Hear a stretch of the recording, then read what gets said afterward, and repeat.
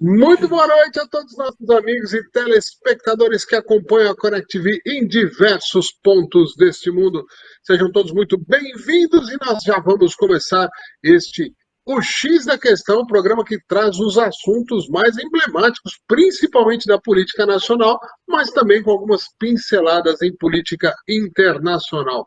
Escalando o nosso time lá na ponta direita e lembrando que a partir de hoje o nosso governo brasileiro é lindo, o Lula é o melhor de todos os tempos, baixou o preço da picanha, a gente sabe disso, e é a extrema-direita que fica negando, fazendo complô. Então a gente vai falar mais a sério a respeito das notícias de verdade desse nosso Brasil que dá certo, mas eu só quis dar esse preâmbulo para controlar a minha extrema-direita, Silvio Braunar. Muito boa. Aqui no Algarve, ainda boa tarde. Aí, talvez bom dia. No Brasil, quase boa noite. É tudo meio bagunçado, assim, né? Os horários estão bagunçados. Silvio Braunar, seja bem-vindo. Bom demais estar aqui para mais essa edição aqui do X da Questão. Você tem razão. Tá tudo correndo às mil maravilhas. Pelo menos aqui na América, as coisas estão indo bem, pelo que a gente pode observar aqui em termos de governança, né? O que a gente não pode dizer em outros setores do mundo. Mas vamos lá, vamos discutir os assuntos aí, a repercussão dos assuntos da semana, porque, por enquanto, aí no Brasil a gente ainda pode falar. A gente já vai falar a respeito disso. Diretamente do Principado de Moema, ele, nosso Duque, professor Pilão, seja bem-vindo nesse Estado independente dentro do Estado brasileiro. O meu amigo Eudes, Silvio e a nossa audiência, o Jefferson também, que está conosco na retaguarda do programa. Eu queria saber o seguinte, na semana passada era Conde. Hoje eu sou Duque, é mais ou é menos isso? Eu não conheço essa gradação. Eu fui promovido ou fui rebaixado? Como é que funciona isso?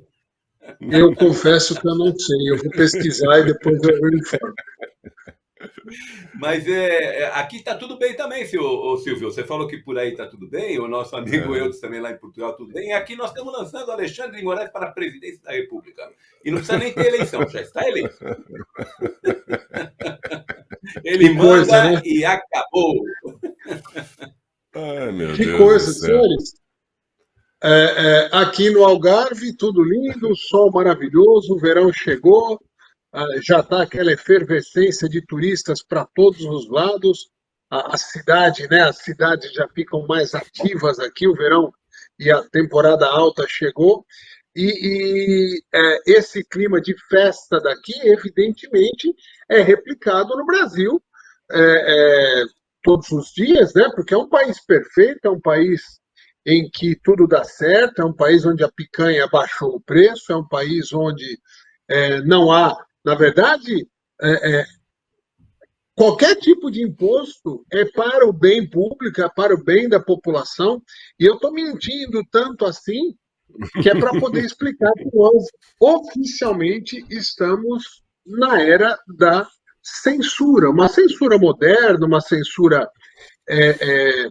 jurídica mais rebuscada, uma forma do século XXI de se fazer censura, pois nesta semana o STF definiu que qualquer coisa que seja dito dentro das plataformas de redes sociais, as próprias redes sociais serão corresponsabilizadas. Mais ou menos para que você fazer uma analogia bem boba assim para entender.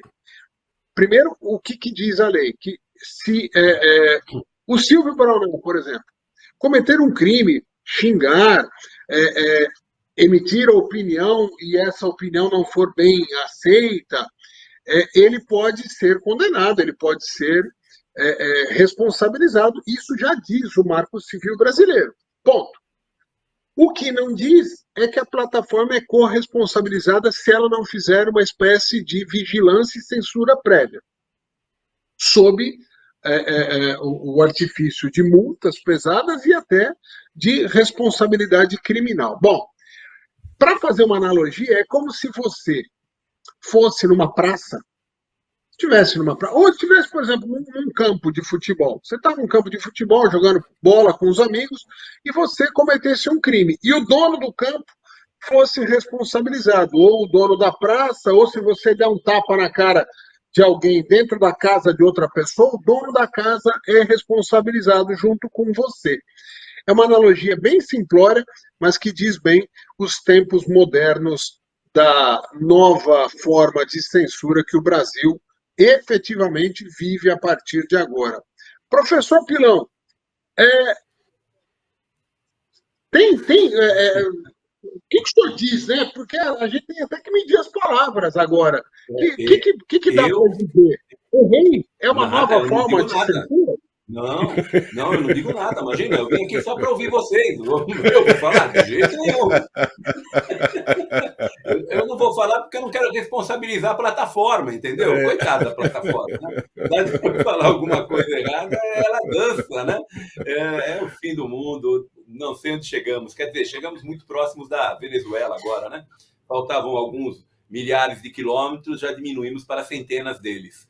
É uma pena, é uma excrescência, né? Porque quem é que vai julgar o que é dito na plataforma, se está errado, se está certo? A própria plataforma? E se ela julgar que está certo e não o Supremo julgar que não está certo, aí ela é punida? Ah, mas pode ser que o Google resolva que isso é crime e ela tira. O X acha que não, que isso não é. Qual dos dois que está errado? Tem umas coisas que o pessoal se mete que é só mesmo para embaralhar o jogo, né? Mas a grande verdade é uma só, né? Eu disse, por exemplo, se você pegar lá o que foi feito ontem, né? Foi ontem, 8-3, né? Nós tivemos a aprovação dessa nova lei, porque é uma nova lei que os magistrados fizeram absoluta questão de dizer que não estavam legislando, mas legislaram, porque você tem uma nova lei que está vigorando. Se uma nova lei está vigorando, o que é então, né? É evidente que é uma lei, mas eles fizeram um baita esforço para dizer que não estavam legislando, eles estavam apenas pondo ordem na casa, né? Através do quê? Através da lei. Então, quando a gente tem uma situação dessa, é muito difícil, porque se você pegar tudo que eles falaram, eu duvido que qualquer um de nós três aqui, ou qualquer um que esteja nos ouvindo, diga, por exemplo, que não tem que tirar das plataformas a questão de assédio moral contra menores, contra mulheres, contra adolescentes. Duvido que qualquer um que esteja nos ouvindo... Pornografia infantil, professor. Infantil. E tudo isso já existe, né? Então, mas enfim, eles atrás disso tudo, eles só tem um parágrafo de tudo aquilo que foi dito, foi dito que eles queriam aprovar e aprovaram, né? Então eles puseram um monte de coisas que não vai ter o menor problema para você decidir, né? Estou incentivando alguém a se matar, tem que tirar do ar, isso não tem o que ser discutido, isso é evidente. Mas tem uma coisa que eles conseguiram colocar, que é a única coisa que eles queriam: ato contra a democracia. Esse é o pulo do gato, né? Porque um ato contra a democracia é tudo que falarem contra o que está estabelecido. Se alguém criticar qualquer coisa que está estabelecida, é um ato contra a democracia. Porque se você fala, olha, os ministros do Supremo estão errados, eu estou fazendo um ato contra a democracia aqui hoje. Por quê? Porque eu acho que eles estão errados, eles não poderiam ter legislado. Porque diz muito claramente na Constituição brasileira que quem legisla é o Legislativo, é a Câmara dos Deputados, é o Senado, né? E eles legislaram, portanto, está errado. Aí eu não posso falar isso, porque isso é antidemocrático.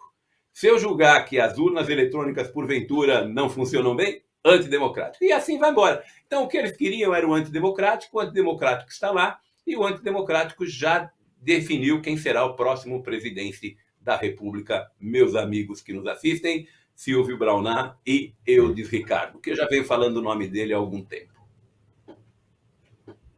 Antes de passar para o Silvio e a percepção de quem mora nos Estados Unidos, professor, isso é reversível?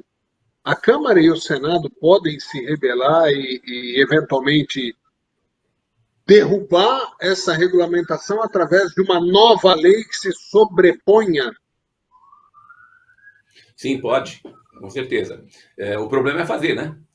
Quer dizer, derrubar isso não tem como, né? Só quem pode derrubar isso é o Senado. E o Senado não fará isso, a gente já sabe disso, né? Por motivos óbvios. Mas sim, pode passar uma nova lei legislando e regulamentando as redes sociais.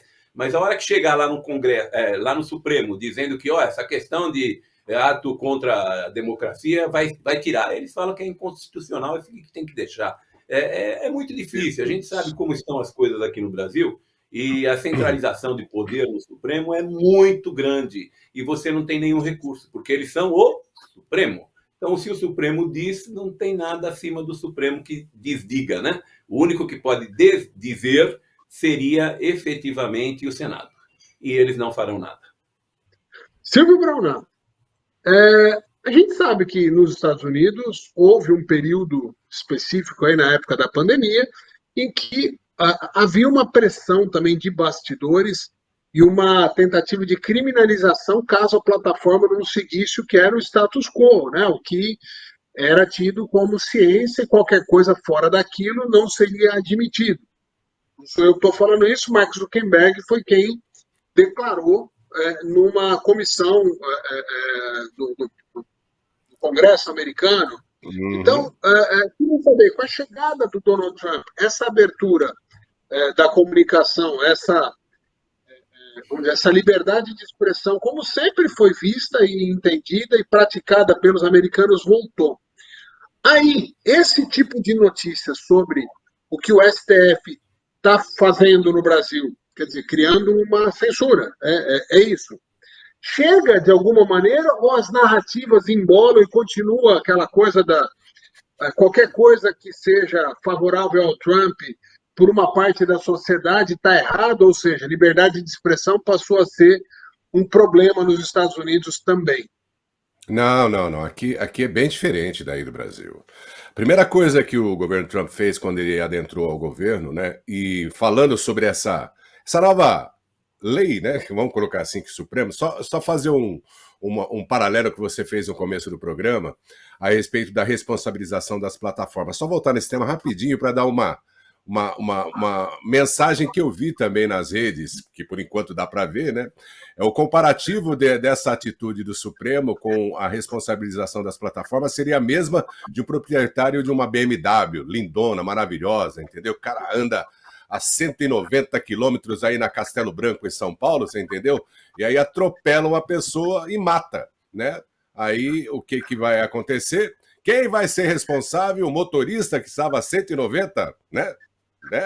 Que é o código 19, né? O código 19 do civil da internet. Não, vão responsabilizar a BMW. Então ela vai ser processada, né? Pelo que... Ou prende o Tarcísio, Silvio. Né? Ou prende o Tarcísio. Ou prende o Tarcísio. Né? Você entendeu como é que é o negócio? Bom, sobre aqui... Professor, não dá ideia não, hein? Não dá ideia. Não dá ideia para os caras não, hein? A coisa é realmente absurda. Aqui não. A primeira coisa que se viu, né, sobre a liberdade de imprensa foi que o próprio governo ele instituiu também a presença de bloggers, pessoal do YouTube, nas comissões de entrevista que a Casa Branca sempre dá. Ela autorizou todo mundo... Exatamente. Ela autorizou todo mundo a se inscrever para poder repassar ali em loco, você entendeu? E a própria presidência mesmo, faz uso das redes sociais, inclusive o próprio presidente Trump, ele tem a sua rede social, que é a Truth Social. Ali ele não dá margem para que os oponentes, o pessoal desvirtuado, né? Que o desvirtuado é o sem virtudes, né? Que pensam só na agenda que eles têm que cobrir, que eles são pagos ou que eles adoram, são viciados, né? Já estão com o cérebro lavado a respeito disso. Então ali ele passa as informações que ele quer passar, sejam elas verdadeiras no sentido de verdade mesmo ou só para poder dar aí uma conjunção na fala governamental. Então, aqui não acontece isso que acontece no Brasil. As plataformas, como você mesmo mencionou, quando entrou quando viram que o Trump estava realmente muito forte para poder ganhar a eleição como ganhou, e assim, de lavada, fez barba, cabelo e bigode, ou seja, Congresso, né, a própria presidência com praticamente todos os estados, nos estados que não ganhou, teve uma margem muito grande, que houve uma mudança, aqui são as cores vermelho e azul, azul para os democratas e o vermelho para os republicanos. Então teve uma cobertura muito grande de vermelho em todo o país. Então foi muito grande para ser roubado, o too big to rig, que é a expressão americana que se usa. Então, a linguagem governamental, ela passa e ela sobrepassa, inclusive, sobre essa retórica e essa agenda da esquerda globalista, que lá na época da pandemia, como lá no Brasil, como no Brasil, ela teve aí o papel principal de poder esconder todas as mensagens para manter todo o alinhamento naquilo que eles tinham de intenção, que era realmente dominar aí todos os países com a sua linguagem, com a sua retórica globalista. E aqui nos Estados Unidos o efeito foi devastador, porque a própria população consciente, vendo ali na carne, problema da inflação, problema do custo de vida, a dificuldade de viver, você entendeu? Rejeitou todo esse projeto globalista, enquanto que no Brasil, pelo que a gente observa, a população ainda ela não sentiu, porque na realidade a grande maioria não tem essa conscientização, já estão, como diria minha avó Quitéria, batizados há muito tempo a respeito disso, já foram benzidos, você entendeu? Então eles não têm capacidade de poder enxergar, só vão enxergar, na minha opinião, quando as grandes plataformas como Google, o WhatsApp é o principal aí no Brasil, você entendeu? E o próprio Facebook, ou a Meta, né? No caso, Instagram, Facebook e uma outra plataforma que tem da Meta, eles simplesmente retirarem tudo e o pessoal não tiver mais oportunidade, a Google no YouTube, não tiver mais oportunidade de se comunicar. E aí sim, todo mundo vai sair correndo na rua para poder requisitar aí o seu direito à expressão, que vai ser muito tarde. Fazendo só um fechamento do tema, lembrando que recentemente o Lula, a Janja, disseram que os especialistas que seriam consultados para esta regulamentação seriam os mesmos que cuidam da regulamentação chinesa, ou seja, de uma ditadura declarada. Primeiro item, só para resgatar na memória.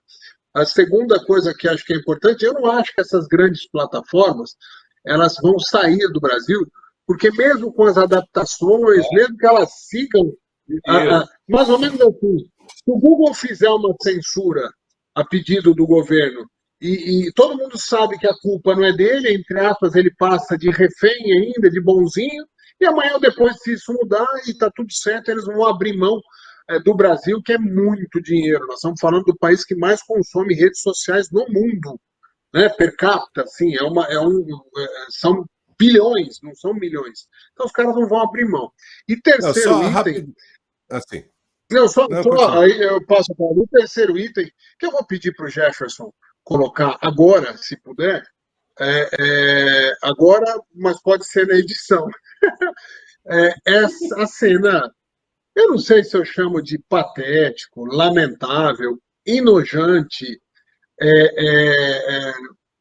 desprezível, inqualificável. Eu consigo ficar mais adjetivando aqui mais uma meia hora com coisas bem piores do que isso, do choro, assim, nojento do Dias Toffoli na hora de dar o voto final e promulgar ali, né, que aquilo foi regulamentado.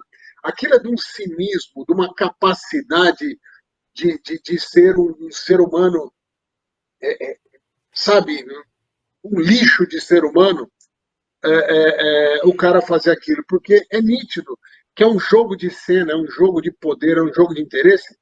Eu não preciso lembrar muito, né, quem é o Dias Toffoli, né? De onde vem, quem colocou ele lá, qual é a origem, o que ele fez antes de estar no Supremo, né? Ele é um aliado de primeira hora das trincheiras da pior parte da esquerda brasileira, que eu não chamo toda a esquerda de ruim, tem uma parte que é boa, que tem um discurso saudável, mas ele é dessa turma dos piores. Coloca isso no ar aí, só para estragar o seu final de semana, nosso querido ouvinte, telespectador e internauta. Acompanhe.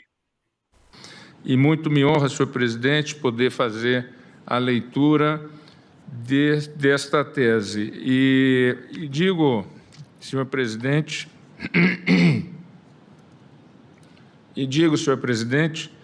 que muito me honra fazer parte dessa corte.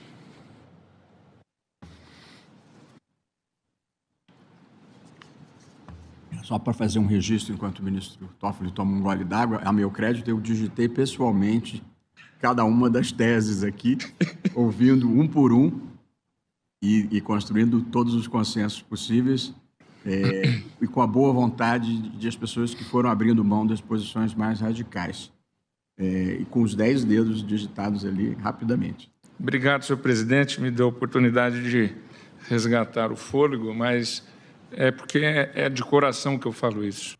Este vídeo teve o patrocínio de Engov. Tome um antes e um depois de assistir o vídeo. Vamos em frente. Só para colocar que tudo isso aí é feito para poder realmente inviabilizar qualquer projeto conservador e de direita. A censura aí é para inviabilizar qualquer coisa que possa tirar ou pelo menos ameaçar esse pessoal que está no poder, essas coisas que estão aí no poder. É justamente isso. A viabilização de um presidente de direita, aqui nos Estados Unidos, aproveitando, né, sobre essa menção, o governo Trump vê com muito apreço, não Jair Bolsonaro, mas sim o filho, Eduardo Bolsonaro, como uma grande oportunidade de se ter a direita conservadora no poder do Brasil. E isso aí teria, obviamente, né, que toda a força e o patrocínio da soft power, né, americana para poder colocá-lo dentro dessa possibilidade de concorrer à presidência. E aí a gente vê que a atitude desse atual, como é que o professor chamaria, professor? Juristocracia governamental, é isso, né? Porque o cara já está presidente sem ser eleito, né? Então, ele já está lá, já é o presidente. Então, para ele não sair, ele tem que fazer o quê? Ele tem que simplesmente poder eliminar qualquer possibilidade de ameaça da direita chegar ao Congresso, no Senado, para poder fazer justamente aquilo que mais se espera, que é o único remédio, né? Já que se falou tanto em remédio aí nesse negócio do Supremo aí, eles falaram em remédio, vacinas e não sei o quê, da democracia, o caramba quatro. O único remédio que se vê é mudar completamente o Senado, inclusive a sua presidência, para o próximo pleito, para poder aí começar com o impeachment, que ainda no Brasil se acredita que uma ditadura possa ser retirada com a democracia, viu, professor? Só tem um problema, que aí completando o que o Silvio falando e passando para o professor Pilão. O STF só está com um problema e esse problema vem se agravando. Antes era o Bolsonaro, o imbatível, e todo mundo tinha que assim, bom, se o Bolsonaro for com o Lula, o Bolsonaro ganha, vamos tirar o Bolsonaro do jogo. Só que as pesquisas recentes dão Eduardo Bolsonaro, Michele Bolsonaro, Tarcísio, Caiado, até o Eduardo Leite, do Rio Grande do Sul, todos eles já empatam ou ganham do Lula. Ou seja, eles vão eliminar todo mundo? Até um ratinho eles vão eliminar também? Né? Ratinho Júnior, o outro, isso. Como é que faz? Pois é o seguinte, deixa eu só fazer uma complementação ao que o Eudes não quis falar. O nosso amigo Toffoli era o advogado do PT. E eu estou fazendo essa menção porque ontem o advogado da União, que é o Messias, o tal do Messias, que era para quem a Dilma mandava a posse para ser assinada lá pelo Lula e que foi no meio do caminho, né? Para ele não receber o impeachment lá, a prisão, iam dar um cargo para ele e pegaram no meio do caminho. O Messias disse ontem em entrevista que o Supremo atendeu ao nosso pedido. O Supremo atendeu ao nosso pedido. Ele falou isso textualmente, né? Eu não sei se foi falha ou se ele quis mostrar que quem manda lá é realmente o Partido dos Trabalhadores, através do Lula, né? Mas é realmente triste isso. Não tem o que ser falado, né? A grande verdade é o seguinte, que, como eu disse, a gente tinha alguns milhares de quilômetros para chegar na Venezuela e agora estamos a centenas deles. Falta muito? Não falta não, infelizmente. Eu costumava sempre conversar com as pessoas e dizer, não, nós não veremos o Brasil virar Venezuela, não vai dar tempo. Mas nessa velocidade não é difícil não, viu? Nessa velocidade não é difícil não. Você pega, por exemplo, a economia, cada vez crescendo mais a dívida pública, cada vez menos espaço, a gente vai falar disso já na sequência, cada vez menos espaço para investimento, cada vez menos crescimento. E isso dá o quê? Venezuela, né? Pega a ditadura de toga, pega a falta de dinheiro, pega a falta de investimento, a falta de crescimento igual Venezuela. E já estamos chegando, viu? Já estamos chegando. Eu converso com alguns amigos empresários, população, amigos aí amigos do Brasil, então muitos deles já dizem que... Não fique indignado, Silvio, não fique indignado. Eu estou falando do verbo chegando, você entendeu? Há controvérsia.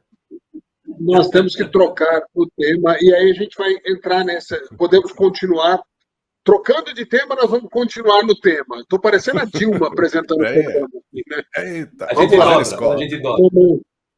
Mamãe Dilma, Mas, vamos lá. Apesar do STF, apesar de eu ter muitas críticas aos deputados, à Câmara dos Deputados, ao Senado, e entender que, mesmo quando eles acertam, eles não acertam pensando, a maior parte das vezes, no Brasil. Eles sempre têm um jogo de interesse pessoal, partidário, sempre tem. Mas, ontem, anteontem, né?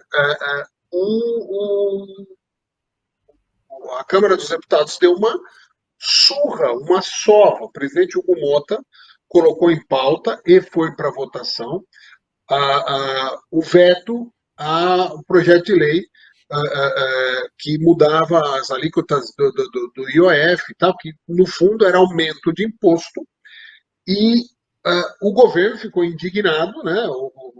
Foi para as redes sociais, tentou argumentar, a Globo News, a CNN fizeram campanha o dia inteiro pressionando para ver se aquela votação era adiada, não acontecia, mas ela aconteceu, e mostra um momento de grande rebeldia, porque esta votação, ela não só foi um sinal político, mas ela foi um sinal administrativo. Em não sendo nada mudado, é uma inviabilização do governo. O governo que já vai mal, que já é pessimamente avaliado, o pior da história do PT, nunca foi tão mal avaliado, já tem dificuldades de encontrar caminhos, dá cabeçada o tempo todo, tem uma comunicação ridícula, muito mal feita, até porque é difícil comunicar tanta mentira, tanta bobagem, e aí chega num momento que toma um tranco desse, que inviabiliza o governo para 2025, eles já vão ter problemas terríveis para fechar as contas desse ano.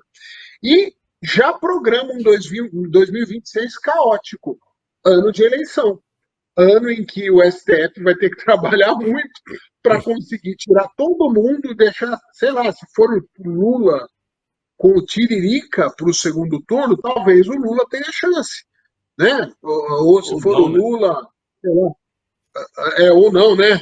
Pode ser que o povo aposte, mas assim, de maneira geral, esta votação foi emblemática pelo recado político e pela inviabilização que vai acontecer. O governo vai ter que cortar em todos os campos, e a ameaça de que vai cortar nas emendas não funcionou. O governo perdeu, e perdeu feio. Professor Pilão, sua visão sobre este movimento político e administrativo que aconteceu. Com certeza, com certeza. vamos por partes, né? A grande verdade é que isso só estourou agora, né? Mas isso já vem desde desde a entrada do Lula, quando derrubaram o teto de gastos. Lá, não, porque agora tem o novo arcabouço fiscal, eu falei, quebra o Brasil com o arcabouço fiscal. Não sei se vocês vão lembrar, porque já faz 2 anos e meio, mas eu falei isso aqui. Isso não vai funcionar, vai quebrar. Você tem uma permissão para gastar 0,25% a mais do que arrecada todo ano. Olha, se você gastar quase 0,5%, né? Todo ano a mais do que você arrecada, o que é que vai acontecer? Vai quebrar, não tem segredo, é uma coisa tão óbvia, né? E para que pudesse ficar só dentro do 0,25%, não se esqueçam que o Senado e a Câmara lá atrás, na entrada do Lula, blindou, né? Brindou, né? O governo com 230 bilhões para poder gastar acima do teto. 230 bilhões para gastar acima do teto.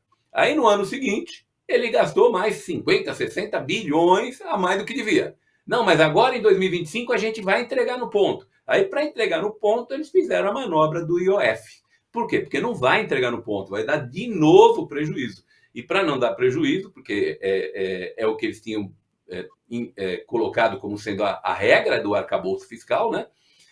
Eles, então, para não entregar no prejuízo, eles foram buscar dinheiro. E foram buscar dinheiro através do IOF.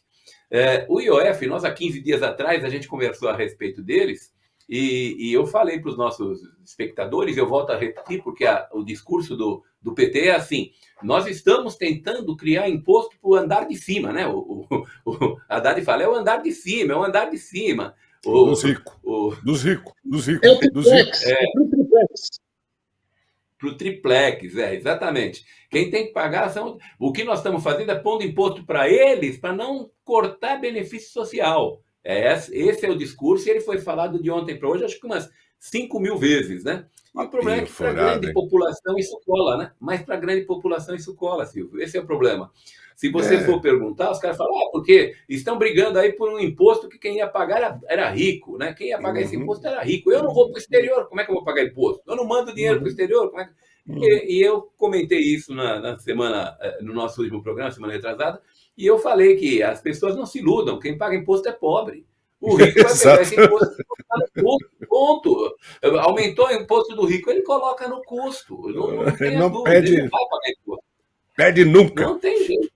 Não perde nunca, não tem jeito. E com relação à questão de administrativa, não tenha dúvida. E eu falei também há 15 dias atrás que mesmo que eles votassem, entrava um bom dinheiro no caixa do governo.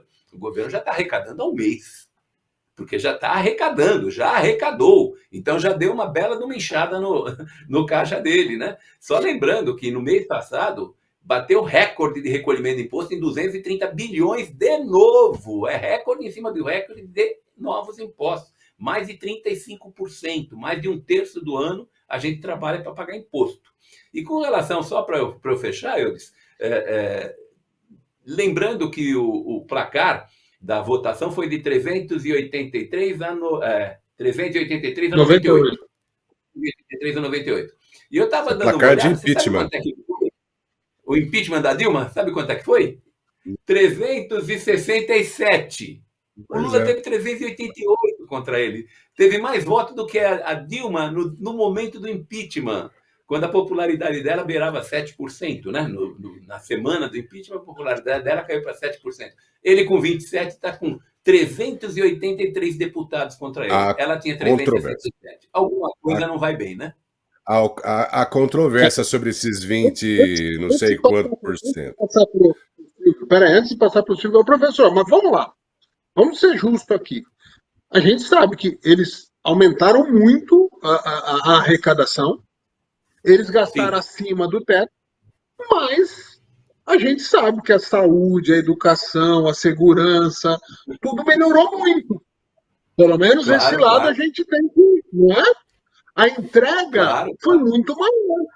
Então, eu acho que tem que, na lógica nova que nós estamos sendo monitorados, vamos fazer só esse corte para mandar para o STF, tá? Então, vamos lá, prepara. Tem que cobrar do rico mesmo. O problema é do rico, o pobre não pode pagar. E, no final das contas, a gente sabe que você vai no posto de saúde aí perto da sua casa, é o nível de atendimento do Albert Einstein. Você vai com o seu filho na escola, ele está comendo picanha, evidentemente, que o papai Lula falou que ia entregar Na picanha merenda. nas Na escolas. merenda. Todo dia tem churrasco nas escolas com picanha. A gente sabe que não tem mais buraco em estrada nenhuma. A gente sabe também que a segurança pública melhorou muito. Então, com tudo isso, tem mais e os aeroportos abarrotados. E os aeroportos e nem rodoviária. E nem rodoviária. Exatamente. Então, como a gente sabe de tudo isso, o pobre gosta de viajar, pobre gosta de coisa boa, de se vestir bem. Então, é isso. Silvio Braunard, passa a bola para você. Não. Você, coitadinho, que está vivendo nesse país de terceiro mundo chamado Estados Unidos. Não, eu Deixa eu só fazer uma observação, Silvio. Deixa eu só fazer uma observação para o Jefferson. Como disse o Eudes, não esquece de pegar esse pedaço aí e guardar. Se alguém vier para cima da gente, você manda ele para lá. Mas não, ao contrário. Aqui, ó, tem uma prova. Eu não sei o que você quer que eu diga aqui nos Estados Unidos comparado ao Brasil. Não, eu vivo no país opressor. Aqui, o direito à picanha está complicado. Não, mas brincadeiras à parte, o governo aqui dos Estados Unidos, o que ele prometeu, ele está entregando, você entendeu? Por mais que desagrade alguma parte que votou nele, que é o caso da imigração, ele realmente está batendo recorde sem deportação, você entendeu? Aí o pessoal brasileiro fala assim, mas poxa, né, a comunidade brasileira, porque nós somos a comunidade brasileira. Mas não, ele está deportando todo mundo de todas as partes do mundo, filho. É que a gente puxa a brasa para nossa sardinha, né, professor? Quando era o nosso caso e tal, mas ele colocou uma conscientização naquelas pessoas que vieram aqui, né, através de entraram e ficaram, né, estão indocumentados. Ele conseguiu nesse período, nós estamos falando de 6 meses, né? Estamos em junho, né? Ele entrou em janeiro. Nem 6 meses, porque ele entrou no dia 21, quer dizer, quase 6 meses. Ele já colocou uma conscientização na população geral aqui sobre a parte da deportação. Ele está entregando o que ele prometeu. Ele não entrou na guerra lá do Irã, ele simplesmente mandou os B-2 lá e tudo mais e tal, mas não mandou, ele não vai mandar soldados. O que ele não quer é justamente, ele não quer se envolver. Ele falou assim, algumas coisas cirúrgicas têm que ser feitas, a gente vai fazer. Quem está fazendo o trabalho duro, que alguns dizem que é o trabalho sujo, é Israel, mas Israel tem um motivo, né, para poder retaliar, que é o medo de perder a sua existência. Então faz aí sentido. E na parte econômica, entre altos e baixos, agora com o negócio do Irã, a gasolina deu uma subidinha aí de 0,0 alguma coisa por cento, então aqui os postos eles concorrem, então você não sente, porque aqui os aumentos eles variam todos os dias. Você entendeu? Para cima, para baixo, não espera anúncio do governo e não sei o quê, ou escondidos na calada da noite. Aqui você vai no seu posto de preferência e lá você sabe. Você, inclusive, tem a lista dos postos que tem os preços todos os dias. É como se fosse uma bolsa de valores. Olha, você escolhe. E os produtos de supermercado, a gente sente que tem tido uma estabilizada, porque, afinal de contas, a inflação ela foi menor no primeiro trimestre e está continuando também agora no segundo trimestre. O professor que entende bastante disso, o quanto é importante manter a 0,1%. Manter a estabilidade. 0,1%. Então, manter exato. Manter a estabilidade. Então, isso aí a gente observa no supermercado. Então, não tem nada, absolutamente nada que comparar com o que acontece no Brasil, por mais que tenha sido difícil. Né? A gente tem ainda os efeitos, porque nada acontece da noite para o dia, né, professor? As coisas vêm, elas precisam se formatar como ondas, né? Elas vão estar mais em cima, mais embaixo, e agora ela está ainda alta, mas pelo menos tem uma linha de declínio, né, em termos de custos econômicos. A energia elétrica, nossa, aqui nos Estados Unidos é um absurdo. Né? A gente tem aqui custos altíssimos por causa do inverno e toda a preparação de infraestrutura que custa muito caro ao pagador de imposto americano, e a gente sente na pele. Mas como os Estados Unidos nos dá essa opção, eu estou fazendo como o governo americano, que tem aí uma dívida de 34, professor? 36 trilhões, muito é isso? bilhão, Né? mas não lembro É quanto muito mais, trilhão, né? Ele vai rolando a muito. dívida, ele está conseguindo rolar a dívida, você entendeu? E eu também aqui também estou rolando a dívida. Devo, não nego, mas vou pagar. Deixa eu Só como... dar uma professor. pequena informação, eu disse.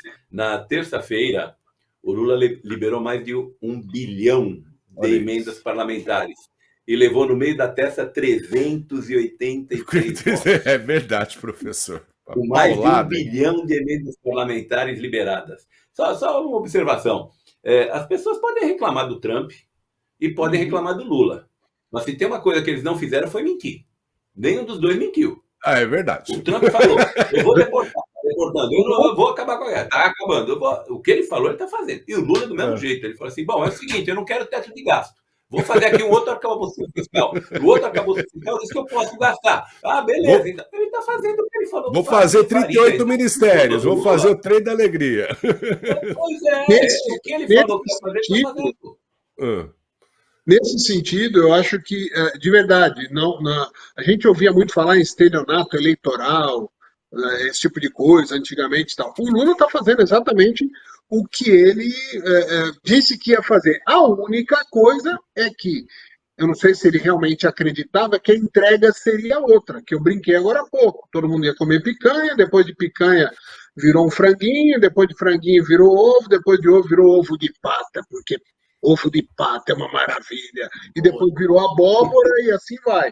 A entrega não é igual à que ele prometeu, mas a ação, sim, é igual. E um exemplo interessante da gente seguir e acompanhar, e é impressionante aí a canalice da imprensa brasileira, é sobre a Argentina. Porque logo no início do governo Milei, que ele teve manifestações, ele não conseguiu controlar, ninguém consegue controlar uma inflação que vinha galopante há anos em 15 dias. E aí saíram estudos, inflação sob Milei aumenta, e não sei o quê. E agora que as coisas entraram nos trilhos, a inflação despencou, o governo apresenta resultados visíveis, né, a olhos vistos para a própria população. Impressionante como desapareceu da imprensa brasileira o tema Argentina. E ele continua lá com a serra elétrica, ele continua lá mandando palavrões em todos os seus discursos, e o nível de popularidade dele aumentando, porque ele fez o que falou que ia fazer e está entregando o que ele prometeu, que era controle da economia, menos gastos, tal, coisa que é diferente no Brasil. Certo? Só rapidinho, antes do professor, só antes do professor, o professor quer dar uma opinião.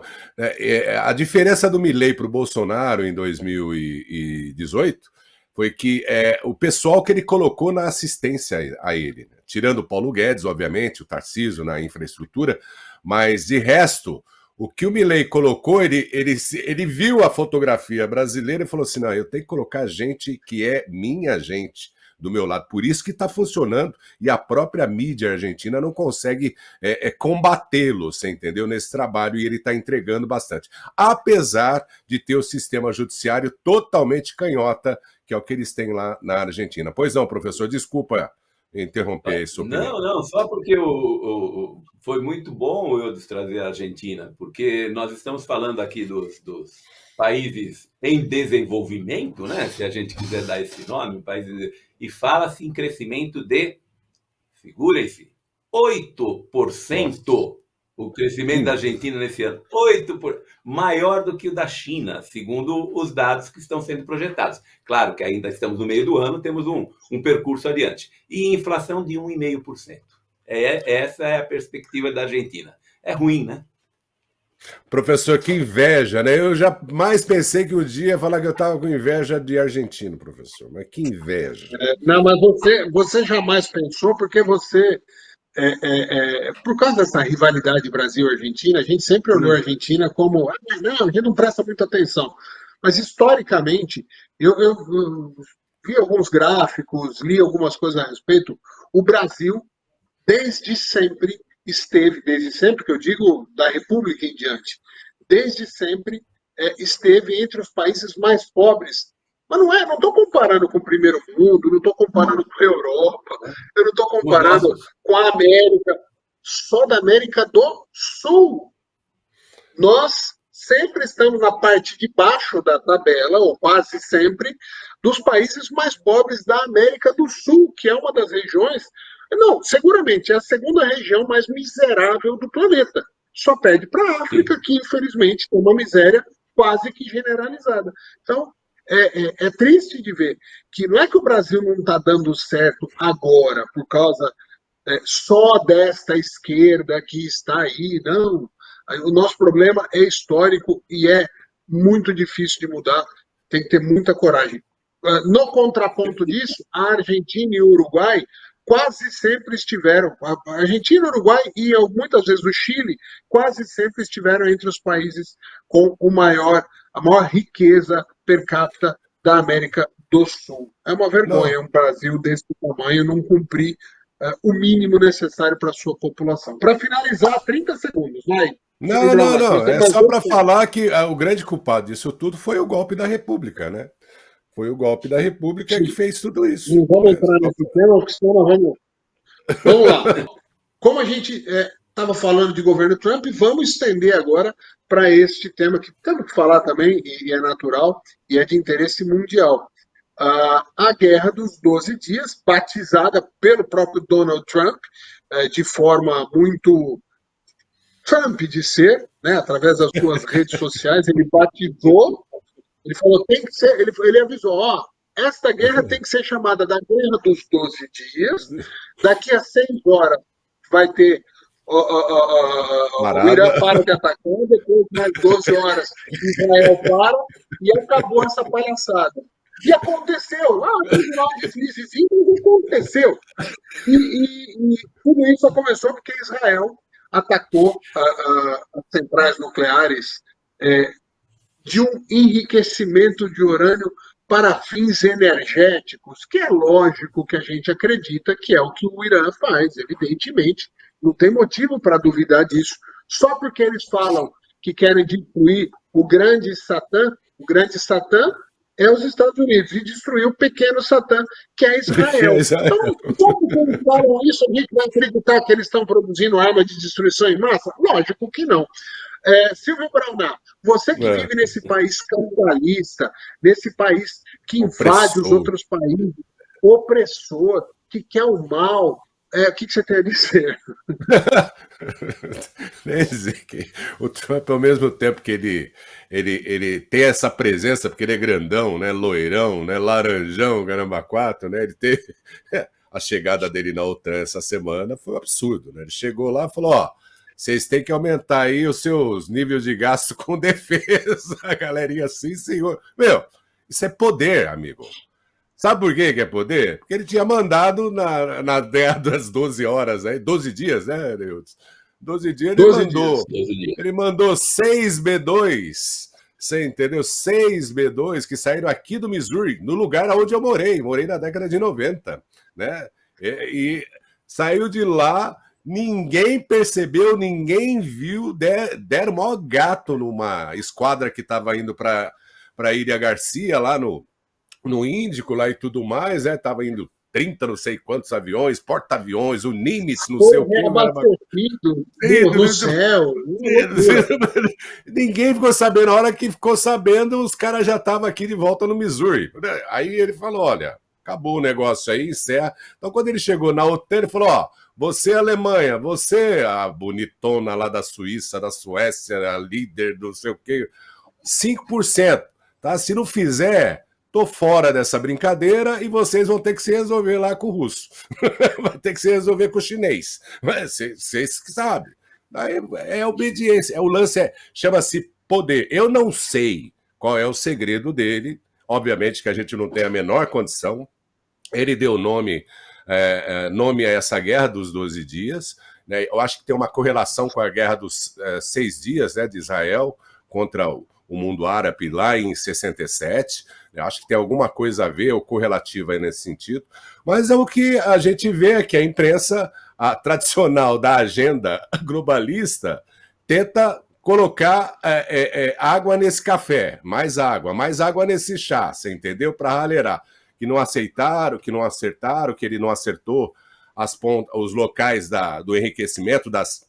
O problema não é enriquecimento, é essas centrífugas que são caríssimas, né? E foram lá, e ele mostrou, o próprio Pete Hegseth, né, que é o nosso comandante aqui das armas aqui dos Estados Unidos, ele mostrou, olha, esses pontinhos aqui que parecia, né, ponto de agulha e tudo mais, eram todos os pontos certeiros, com tudo que se tem de planta, da onde todas essas usinas de fabricação de bombas nucleares, elas foram obliteradas, tá? A ponto do próprio líder lá do Ayatollah, o Khomeini, dizer que ele venceu a guerra, ele apareceu ontem, ele estava escondido no bunker, apareceu ontem, né, nessa quinta-feira ele apareceu dizendo que, olha, nós vencemos a guerra. Aí mostraram lá um míssil destruindo a Estátua da Liberdade aqui em Nova York. Então é igual no Brasil, propaganda interna, porque ele tem tudo, né, sob controle, dentro daquilo que ele tem sob controle, que ele acha que tem sob controle.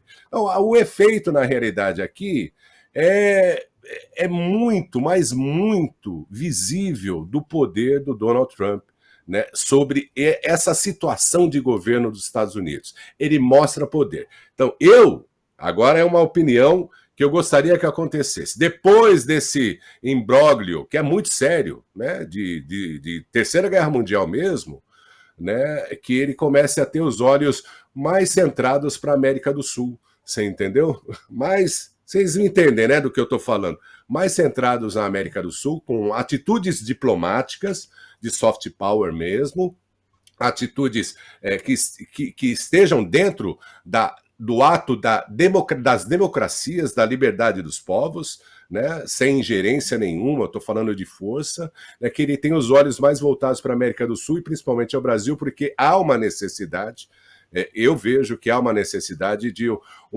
pelo menos uma pincelada de participação aí para ajudar o Brasil não entrar numa rescisão ou uma destruição institucional completa com relação aos países democráticos, porque do jeito que a gente observa aqui está bastante difícil. Então, só voltando ao Gil Laranjão, é o seguinte, meu amigo, nesse período aí, teve aqui, como lá na Argentina no começo do governo Milei, os protestos, o pessoal berrando no meio da rua, aí teve o No Kings, né, na América, que foi o protesto aí sobre o negócio de imigração. Eles vão mudando a agenda de acordo com o que eles tenham. Sim. Eles mudam a agenda para aquilo que eles têm, mas força absolutamente nenhuma. Eles não têm um líder, você entendeu? E o Laranjão, tudo que ele prometeu, ele está cumprindo, e pelo jeito ele vai cumprir tudo nesses 4 anos. Sim. Lembrando alguns pontos rapidamente aí, que o Brasil recebeu um navio iraniano, né? Só para saber de que lado o Brasil está, né? O Brasil recebeu um navio iraniano, que é um absurdo, e nem tem a ver com as relações diplomáticas. O Brasil não tem esse histórico de receber navio de guerra iraniano com desculpa nenhuma, então é um negócio muito estranho. Além disso, falar que o tal do Donald Trump, ele falou que ia pacificar, que ele não queria se envolver em guerra, e ele está ainda empenhado em costurar a paz entre Ucrânia e Rússia, encerrou essa guerra não foi tão soft o power, né? Foi mais power do que soft, que ele mostrou, né, o recado. E eu estava lendo essa semana que muito se fala, não, a China tem um poderio gigante do seu exército, a Rússia, só em relação à força aérea, a parte dos aviões, os caças de combate, de batalha, esse tipo de coisa, a maior força aérea, a primeira, a segunda e a terceira maiores forças aéreas do mundo são dos Estados Unidos. Eu não me lembro agora, uma é do Exército, outra é da Marinha, outra é da Aeronáutica, a quarta é a Rússia. Aí, se não me engano, a quinta, a sétima e a oitava são dos Estados Unidos também. Então, assim, se alguém for brincar com os Estados Unidos, tem que estar com muita coragem, porque não dá para descer para o play para brincar nesse playground dos Estados Unidos. Então, é tão verdade. Não, sim, é tão verdade que o B2, por exemplo, é tecnologia dos anos 60. Você imagina o que a gente tem hoje. Você entendeu? Imagino que já não tem, exatamente. Muito bem. Professor Pilon, pincelada sobre este tema do nem tão soft power assim do Laranjal. Bom, vou ser rápido. Não tenho ouvido bombardeios, eu disse. Você tem ouvido? Eu não tenho ouvido mais bombardeios de uns dias pra cá. Acabou, né? Acabou. Não acabou a guerra, não acabou a guerra. Não, realmente não acabou, parou, né? Parou a guerra. A gente não sabe se vai continuar parado por muito tempo. Mas que na hora deu certo, deu. No momento deu certo, deu. A gente não ouve mais bomba, não tem mais cobertura de nada explodindo, nem lá e nem cá. Ou seja, por enquanto a coisa está funcionando. Por quanto tempo é isso, a gente não consegue delimitar. E com relação às bombas que ele jogou, eu tenho dúvidas sim se ele conseguiu destruir tudo. Eu acho que o que ele conseguiu destruir é suficientemente grande para parar. Para parar e por um bom tempo. Eles falam que atrasou uns meses? Não, atrasou uns anos, não são meses. E anos, e antes disso, eles têm que vender muito petróleo para arrumar dinheiro para poder fazer o que foi estragado. Mas eu não acredito que tudo tenha sido destruído, não. Porque, veja, eu estou falando absolutamente leigo, né? Mas se você conseguisse efetivamente destruir, eu acho que teria uma explosão que seria ouvida aqui, né? E você não teve. Você teve explosão da montanha, explosão dos meios físicos, né? Mas você não teve explosão de nada que esteja associado à bomba atômica. Então, não sei se eles já tinham conseguido beneficiar o urânio, parece que não, parece que estava abaixo do percentual necessário. Tudo isso aparece porque nós não temos dados, né? Estava abaixo do percentual necessário, e se eles não chegaram até agora, vai ter muito mais dificuldade para chegar. Significa dizer que pelo menos o mundo vai ter um tempo de paz. Vamos torcer para que seja grande. Principalmente porque, além do ataque em si, que os Estados Unidos fez, Israel já estava dando um recado, porque assim, Israel foi lá e matou o líder do exército. Aí o Ayatollah colocou outro. Aí, tipo, 12 horas depois, o cara morreu. Parece que a vaga está em aberto no LinkedIn até agora. Então, nome não tem, né? Pode ser que alguém esteja no cargo, mas não tem nome. Tem lá umas vagas de cientista nuclear, especialista em enriquecimento de urânio, está com uma dificuldade de preencher as vagas lá, porque é aquela história. Os Estados Unidos fez o serviço mais vistoso, mas Israel está muito empenhado e muito atento se essas vagas do LinkedIn do governo iraniano forem preenchidas. E eu acho que vai ficar vago por um bom tempo. Só rapidinho.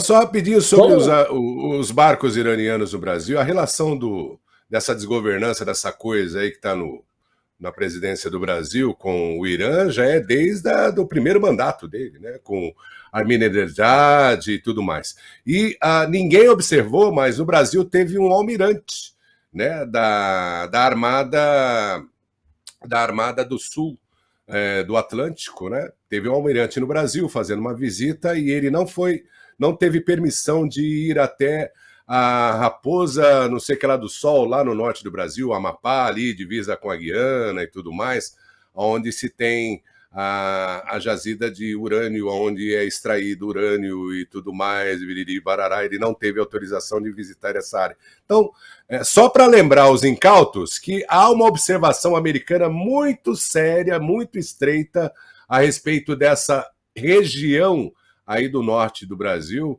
com a Guiana, com a Venezuela e com a Guiana Francesa, né, no caso aí, que o Macron sempre está ali na área. Senhores, para finalizar o tema...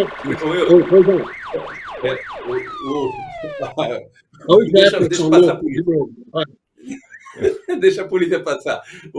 Só lembrando que eu acho que daquela fotografia do Alckmin, só ele está vivo, né?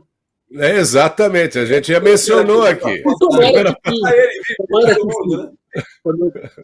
Vê se dá para colocar na tela aí o Alckmin e os outros, assim, tipo, eliminado. Eu acho que o nível de Cafajeste é muito distante. Nós estamos falando de um pequeno Cafajeste. A brincadeira que rola nos memes é que o Alckmin ele não deseja ver as 72 virgens. Exatamente. Vamos lá. Para finalizar, a gente falou de coisas muito importantes, mas tem um tema muito mais importante do que tudo isso, que é o Mundial de Clubes, evidentemente. Passou a primeira fase, os 4 brasileiros classificados, missões difíceis, rapidamente, palpite. Quem passa para a próxima fase? Botafogo e Palmeiras, quem que vocês acham? Vai, professor. A grande verdade é que o Palmeiras tem uma dificuldade enorme com o Botafogo. Então, se o Botafogo passar, não é nenhum tipo de coisa errada. Mas eu entendo que é um jogo 0-0, 2 grandes times. Eu não sei quem passa, não. Agora, o Eudes tem estado em todos os jogos aí, manda para o ar aí as fotos dele com a mulher, com o filho, e de bandeira de Palmeiras, de bandeira do Brasil. Então, pode ser que ele tenha alguma informação que a gente não conhece, mas, grosso modo, vai ser muito difícil para o Palmeiras. Pode passar, mas é muito difícil. Não tem, no pique, então, pode ser Palmeiras. Silvio Brunão, Botafogo ou Palmeiras? Não, Palmeiras. Palmeiras ganha sim, a nossa torcida é maior, vai ser presença sim. E como o professor disse, é um jogo, você entendeu? Mas vai dar Palmeiras, 2-0. Os times chineses eram campeões mundiais todo ano. Que nem o João Saldanha falava vai sobre. Poder entrar em campo? A torcida vai poder entrar em campo? Não, professor, não estou falando isso, não. Não, mas peraí. Vamos pro pique. Sua opinião. 2-0. 2-0 tá. Palmeiras. Eu acho que vai dar Botafogo. O Flamengo pega o Bayern, é isso? O Bayern. É o Bayern. Pega o Bayern. O Bayern, né? Bayern de Munique. É um dos dois lá. Eu acho. É um deles. Acabou pro Flamengo. Vai passar o Bayern. Professor Pilão. Também acho que acabou. Eu acho que só vai ficar um brasileiro, que é do confronto entre Palmeiras e Botafogo. Quem passar e o resto não. Não, se for o Bayern, eu tô vendo aqui, se for o Bayern, é o Bayern de Munique, né? Bayern é bom. Não. Se for Bayern é bom. Bayern, vai dar. Não, eu tô na torcida para dar Bayern, eu não gosto do cheirinho, não. Para finalizar, o Fluminense jogando contra qualquer um, eu torço por qualquer um vai passar. O Fluminense não passa. O Fluminense não passa, também não passa. Eu acho que só passa ou Botafogo ou Palmeiras, somente. O que é isso que aconteceu, senhores? Aí, voltou. Ou Botafogo ou Palmeiras. E, para finalizar, despedida. Já estamos muito atrasados. Silvio Brunão. Brigadão aí pelo... Tá vendo aqui, ó, na realidade é isso aí mesmo, Flamengo e Bayern. E se é Bayern é bom. Não, a gente volta aqui semana que vem, se o mundo ainda existir, né? O Brasil, não sei. Você entendeu? Mas foi um prazerzão. Obrigado, professor. Eu, de Jefferson, a nossa audiência da Connect TV e todos que estão nas redes sociais fora do Brasil, porque aí não há fronteira. No Brasil já tem fronteira. Um abraço. Até a próxima. Eu acho que a semana que vem a gente vai comentar quem é que passou, né? E além de comentar quem passou, eu só não vou pôr aqui uma postagem do nosso ouvinte, ou telespectador, Sérgio Molessani, porque eu não quero que ele também seja cortado das mídias sociais. Então, deixa só que nós sejamos, se de repente alguém resolver assistir esse programa lá no Supremo. Um abraço a todos, obrigado, pessoal. O Silvio falou que se o mundo ainda existir, eu acho que o mundo ainda vai existir, e as guerras também vão existir. Houve a Primeira Guerra Mundial, a Segunda Guerra Mundial, quase tivemos a Terceira Guerra Mundial. E o Palmeiras continua sem Mundial e vai continuar assim. Vai tomar banho.